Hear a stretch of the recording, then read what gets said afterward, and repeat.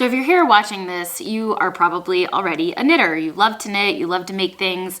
You've probably seen some of my patterns, maybe you've knit some of my sweaters. So if you're here, you're interested in knitting. So today I wanted to talk to you about 5 ways you can make money knitting. You obviously love to knit, so let's talk about ways that you can monetize that hobby, right? So maybe you want to just make enough money every month to be able to buy all that yarn you want to buy. Maybe you just want to be able to fund your yarn habit. Maybe you're trying to save up a couple $1,000s to take that trip you've been saving up for. Or maybe you're even eventually interested in making knitting or crocheting a full-time job in some way. So today I wanted to talk to you about my experience with these 5 different ways of making money knitting.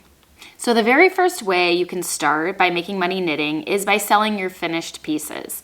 This was the very first way I started making money knitting. So I started by making some hats, scarves, cowls. I had some knit ones, I had some crocheted ones, and I started just having moms over to my house for coffee, donuts, bagels, muffins, and set up samples on my dining room table and let them look around at all the samples, and then they placed their order with me on what they wanted to buy. So I would do that normally right around Thanksgiving, just after Thanksgiving, so people could place holiday orders. So that was the very first way I started making money knitting. And at the very same time, I also started my Etsy shop, and I advertised my hats and cowls and scarves on my personal Facebook page. So I started really making my first sales by having friends and family see all of my finished products on my Etsy shop. And then I started delving into markets. And I did one really big market here in Chicago where I sold lots of kids' leg warmers and hats and cowls and scarves. And I had a few bigger crocheted projects as well, like really big oversized scarves in 2 different colors. And all of this was a great experience. So I learned a lot. So again, you can have people over to your house and start selling locally to friends and family. You can start an Etsy shop and put some items up for sale on your Etsy shop.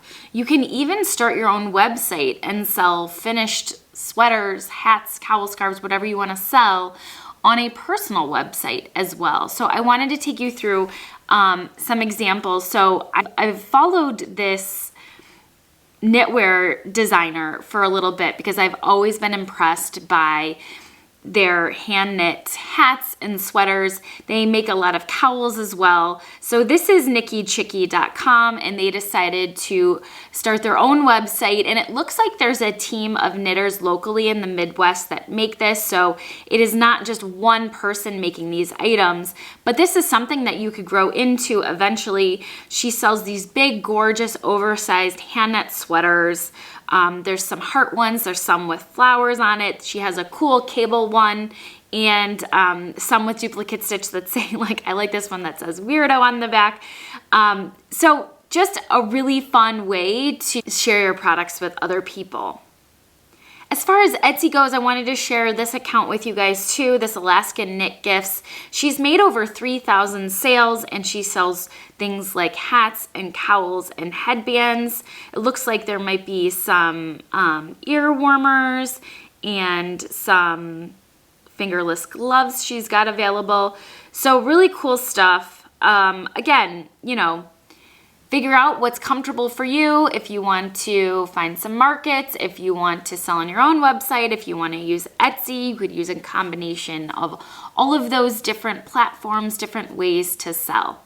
I think at my first market, I made about $1,200, I have to say. And what was great is I had all of these ready-made products, and then whatever I had left over, I sold on my Etsy shop as ready-to-ship items.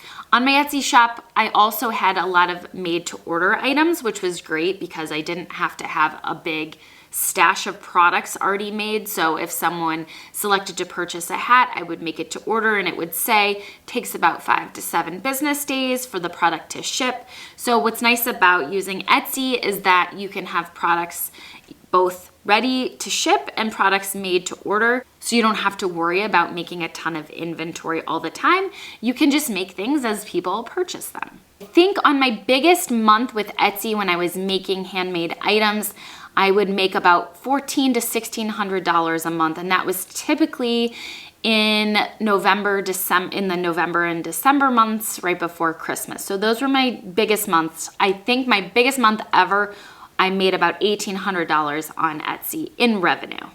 The second way to make money knitting is to start a blog. Having a blog is a great way to start your own personal brand. It can be a platform for you to be creative on in any way you want. You can start writing blog articles, reviewing certain patterns. You can write reviews on certain knitting books or certain yarns you've used that you've loved. And you can make money on your blog by displaying ads. So you've probably been to a website already looking for a free pattern, but once you get to the page, you'll see certain ads and the pattern will be integrated throughout the site with different ads. So the person who owns the blog is making money through those ads, and you can also make money on your blog through affiliate links. So if you've watched my other video where I talk about how much money I made in 2022, I made about $885, I believe, through Amazon affiliates. So you can link yarn, you can link other products that you've used and you've purchased via Amazon. You can provide those links to your readers, and when they click on those links and purchase the product, you receive a small commission based on that purchase. So that's what an affiliate link is.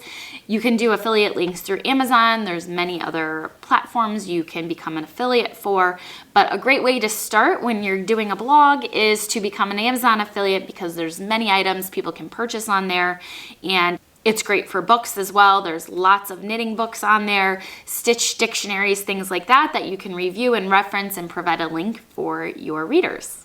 On your blog, you could also start offering things like pattern templates and other downloadable items that people could purchase from your website. So like I said, that website is a great platform to build off of. So if you start simply by writing about yarn or writing about certain patterns and giving process updates on how you knit a certain pattern, eventually over time you could grow it to be other things. You wanted to sell pattern templates later on down the road. You can use that website to build a larger brand off of and offer more services down the road. So that's just something to think about. I've had multiple websites. I started a craft blog back in about 2009, 2010, I think it was called A Crafty House. And I first set it up on the Google Blogger blog platform, and it was great because I was able to gain a pretty big following. I was able to get a lot of interest in my patterns that I started to eventually sell on Etsy and Ravelry. And when I was selling finished items, it was a great way to display those items. So I started off with a blog a long time ago, over 12 years ago, and it was a lot of fun. It was a great way to express myself creatively, and I enjoyed connecting with other bloggers that way. Things have shifted over time, and now we have other social media platforms that are kind of serving similar purposes, but again, I still have a website, I still have a blog that I use, and I personally use Squarespace. That is my website platform. It also manages all of my email marketing, and I can also use it to sell patterns and other finished items if I would like. It has a commerce capability built in. So I personally love my Squarespace website. There's a lot of templates, basic templates already included. It's easy to get started with Squarespace right away if you're interested in starting your own website. The third way you can make money knitting is by starting a YouTube channel. I know a lot of people are starting their YouTube channels, and you're probably like, what the heck am I gonna talk about on my YouTube channel? How the heck do you even make money on YouTube? I really don't get it. So I thought I would just take a second to talk a little bit about YouTube and how you make money on YouTube. So YouTube is another great platform that you can use to express your creativity, to talk about whatever the heck it is you want to talk about. You don't need to be a designer to start your own YouTube channel. so many knitting podcasts. I'll call them podcasts, but it's basically people just getting up in front of the camera and talking about a bunch of different things, like how they just knit their last sweater and the process they used to knit that sweater. Maybe it's a yarn review. Again, similar things we've talked about that you could put on your blog, you could also make into live videos on YouTube. Wool Needles Hands is a great example of a podcast that's doing extremely well on YouTube. Taylor, the host of the podcast, puts out 2 videos a week talking about a whole host of different things, and she is doing extremely well. You can look at her subscribers and how many views she's getting on those videos. So then let's talk about how you make money on YouTube. So you make money on YouTube by becoming monetized on YouTube. Once you hit 1,000 subscribers and get 4,000 watch hours, you are eligible to earn money from YouTube, owned by Google, on ads that are served on your videos. So you get paid monthly based on the ad revenue that your videos are generating for Google, YouTube. So I made close to about $10,000 in 2022 on YouTube with all of the videos I published, my tutorials, my vlog videos, a bunch of different kinds of videos, but my step-by-step video tutorials have done by far the best. Those are why people are coming to my channel. They want to see my step-by-step video tutorials. A video that I actually made in 2021 earned me the most revenue in 2022. So what's great about YouTube is videos that you've published a long time ago can continue to make money for you on YouTube. If you do end up selling items or selling products, when you publish YouTube videos about those products, you can direct people to purchase those products. In the video description, you can talk about them. So I direct people to my patterns on Etsy and on Ravelry. And like, for example, I created a gauge converter tool. So I created a video that talked people step by step through how to use the tool. And then there is a link that sends them to Etsy to purchase the product. So when you do end up deciding to sell products, YouTube is a great way to advertise those products. So ad revenue, you can sell specific products through YouTube and through sponsorships. A YouTuber might get paid to talk about a specific product that the company is sponsoring them for. A YouTuber might get paid to talk about a specific product that they love, that they enjoy using in their videos. That's a big way for YouTubers to make money as well. For example, I know that a lot of YouTubers are sponsored by Squarespace to talk about the Squarespace website platform in their videos. For example, they might make anywhere from $1,000 to $10,000 on a video based on how big they are, how many subscribers they have, and things like that. So that's another way to make money on YouTube. One thing I also wanted to mention, if you do become an affiliate, like an Amazon affiliate, you can also link products. So for example, I'll talk about like a hat tutorial. So if I walk people through a step-by-step hat tutorial, in my video description, I'll have a link to the yarn, the needle, the stitch markers that I use. So when people click in my video description to get the supplies that I used, I will receive a small commission based on their purchases from my link. So like I said, in 2022, I made close to $10,000 on YouTube. It was really my first year of being fully monetized. I was not that consistent about publishing videos. My hope for this year is to be more consistent, provide more kinds of information for knitters so I can hopefully monetize my channel a little bit more, and I would love to get my first sponsorship, so we'll see how it goes. I believe my biggest month I made about $1,400 on YouTube, just to put things in perspective. Okay, the fourth way to make money knitting is to become a sample knitter. What is a sample knitter? A sample knitter is someone who knits a sample of a design for a designer or a larger yarn company in exchange for payment. So the designer will send the sample knitter the pattern and the yarn that they want the pattern knit in, and the sample knitter will knit up the item in the specified size that the designer wants it knit in. The sample knitter will then send the item back to the designer or the yarn company, and then that yarn company or designer will use the sample for product images, things like that. So while I have never been a sample knitter, I am starting to use sample knitters, and you can make a couple $100s per garment. So a lot of times sample knitters will charge by the yard anywhere from $10 to 30 or 40 cents a yard. Like, it corresponds to how much you're actually knitting. So the more you knit, the more difficult, or the smaller the gauge, the more the item will cost to knit. So if you really enjoy knitting and want to gain more experience knitting certain kinds of items and learning new techniques and establishing yourself as a reputable sample knitter, you might want to consider going on Ravelry and getting involved in any forums where people talk about sample knitters. You could advertise yourself as a sample knitter on social media, on YouTube, on your Instagram account, on Facebook. You could reach out to a specific designer yourself and ask them if they are interested in using you as a sample knitter. You could send them along kind of a summary or any experience you have and talk about how much you charge per yard or meter, things like that.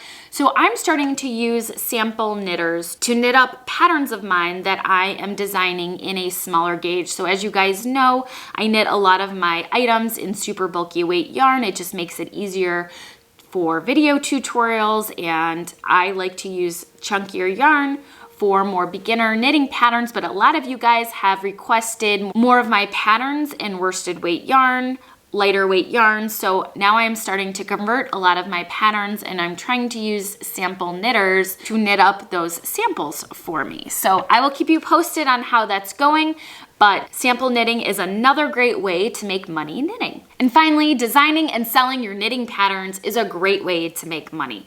While it takes a lot of effort up front to design, edit, get it test knitted, finalize the pattern, once you are done with that pattern, you can make money from it for a long period of time. So while initially it's not passive income, it can become passive income over time. So for example, I made a cowl pattern years ago, I think maybe 9-10 years ago. It's a crocheted cowl crossbody pattern, and it was really popular at the time. And then I don't know what happened over the past couple months, but that pattern on Etsy has gotten a lot of attention. So I've made a lot of money from that one pattern that I published years ago. So I love designing and selling patterns because I love the design process. It's so fun for me to get inspired by other knits and items of clothing that I see out there in the world and make my own simple patterns based off of that design inspiration. I love connecting with other knitters through the test knitting process, and it's so fun seeing people purchase and make your patterns once they're published, and helping people learn how to make things that they love to wear is something that I absolutely love doing. So I have found that designing and selling my patterns is a real passion of mine, and also filming the tutorials that accompany my patterns has been so fun because, again, I love teaching people how to knit themselves, and providing videos that walk people through those patterns has been a real passion of mine. Okay, back to designing and selling knitting patterns. So you can do this through Etsy, you can do this through Ravelry, you can sell your patterns through your own website. There's lots of different platforms. I'm just naming a few. There's lots of different platforms you can sell your knitting patterns on. I do have a course for designing and publishing your own knitting patterns. You can head to my website and get on the wait list. It's a live course that I run every once in a while. It's a 4-week course where I walk you through step by step how to design, edit, get it test knitted, publish and market your patterns. So if you're interested in being part of that program with me, make sure you get on the wait list for that program. But like I said, designing and selling your knitting patterns is a great way to make passive income. It's not passive initially because you do have to take the time up front. But again, once you have your pattern published, it's there for people to purchase forever, for however long you would like.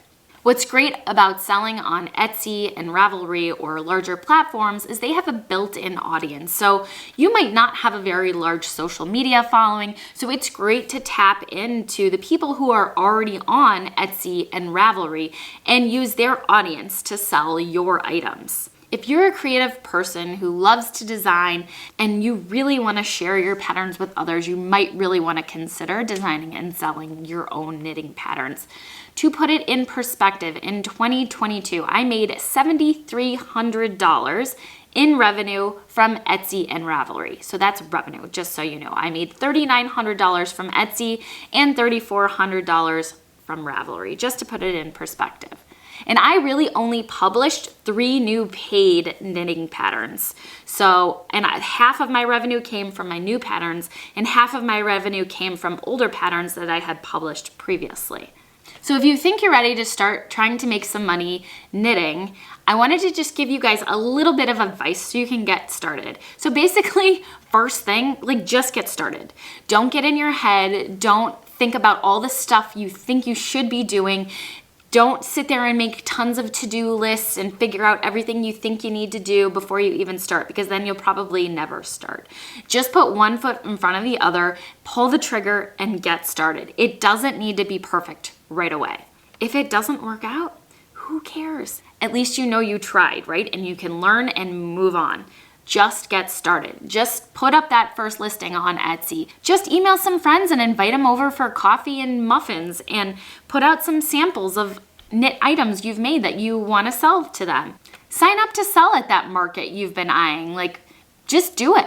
Along those same lines, my next bit of advice, and this kind of applies to a lot of things in life, right? Like, don't be afraid to shift. If you start doing one thing, if you decide to change your mind in 1 or 2 months, don't be scared to shift. I started selling handmade items, and then I decided to stop selling handmade items, and then I started selling patterns, and then I started selling courses. Like, you can shift. Just because you start down one path doesn't mean you have to lock yourself into that path forever. It's okay to experiment and try things and learn from them and change your mind about things. It's fine.